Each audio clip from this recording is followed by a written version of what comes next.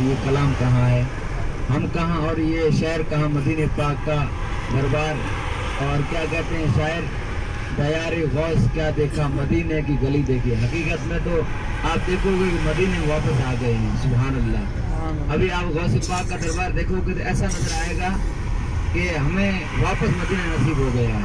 अल्लाह ताला हमारा शुक्र आसान फरमाए कि देखो आज हमारे शहर में जहाँ जहाँ से हमारे दोस्त अहबाब आप साथ में आए हैं, जितने भी हाजी है, जो भी जहाँ से भी आए हैं, कितने खुश नसीब हैं। आपके रिश्तेदार आपसे भी ज़्यादा माली तौर से, हर तरीके के तौर से, पैसों के तौर से आपसे ऊपर होंगे, मगर आप आज खुश नसीब हैं उनसे, आज सबसे ऊपर हो के आज सरकार गौस पाक के दरबार की हाजिरी दोगे, सुभान अल्लाह। आइए इंशाल्लाह अपना टाइम, आज अभी चाय भी पी ली, इंशाल्लाह मूड फ्रेश हो गया सबका।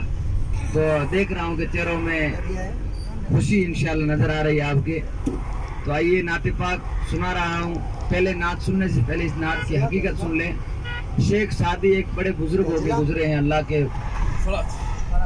नहर फरात, जो नहर फरात देख ले, इमाम हुसैन रज़ी